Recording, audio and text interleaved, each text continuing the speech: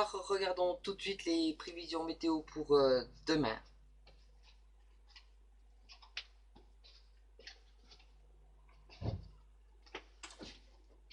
Demain à Aurillac, c'est un temps ensoleillé qui viendra vous accompagner avec 17 le matin et 23 l'après-midi. Demain à Saint-Flour, 15 le matin et 23 l'après-midi également, avec un temps ensoleillé pour toute la journée et probablement pour le reste de la semaine. Passons tout de suite au titre de ce journal. Un accident à Ghana, dans l'Allier. Un incendie à La Selle, pardon. Notre reportage vous emmènera en vacances à Schotzeg, une station géothermale, avec une source qui coule à 82 degrés constants.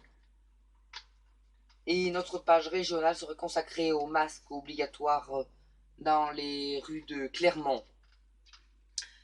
Mais pour l'instant, c'est un accident à Ghana, dont 3 blessés qui ont été transportés à l'hôpital après un accident sur l'A71. 3 personnes, dont une femme, grièvement blessée, ont été prises en charge par les secours et transportées à l'hôpital de Vichy dans la nuit après un choc entre 2 véhicules circulant sur l'A71. Maintenant, un incendie qui s'est déclaré à La Selle le dimanche 7 août, une maison d'habitation sur la commune de La Selle. Le sinistre n'a pas fait de victimes, heureusement. Maintenant, nous partons à Schotzeg pour notre balade. Schotzeg, une ressource naturelle exploitée depuis l'Antiquité. La source du Par, centre thermal Caléden, musée géothermal. Les eaux naturellement les plus chaudes d'Europe font la renommée de la cité de Schotzeg dans le Cantal, l'unique station thermale du Cantal. Le Schotzeg, c'est une longue histoire qui remonte donc au temps des Romains qui l'avaient compris et fait de la cité une ville thermale, une énergie que l'homme a su utiliser bien avant le pétrole, le gaz, le charbon ou bien le nucléaire. Depuis des siècles donc, les Caltages ont su dominer cette source de chaleur qui semble inépuisable. Les publics ou privés, les sources locales sont utilisées pour le chauffage des habitations ou des bâtiments publics.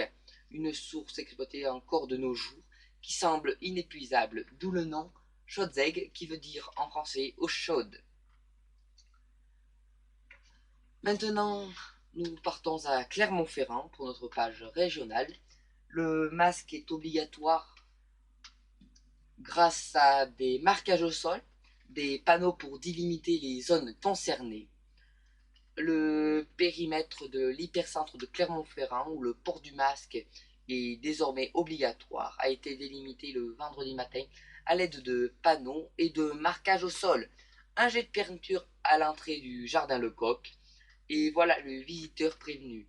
Derrière la grille du parc, comme dans les rues et places de l'hypercentre de Clermont-Ferrand, le port du masque est désormais obligatoire. La ville n'est pas la seule concernée. Des communes et villes de France ont aussi adopté le port du masque dans les rues, dont Saint-Étienne. Lyon, Strasbourg n'ont pas encore adopté cette mesure, mais cela pourrait tarder. Si cela n'est pas respecté dans les villes concernées, une amende de 135 € sera demandée.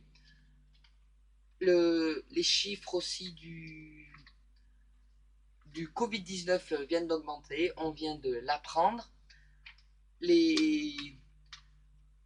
Le port du masque sera aussi obligatoire peut-être dans certaines rues de Saint-Flour et Aurillac.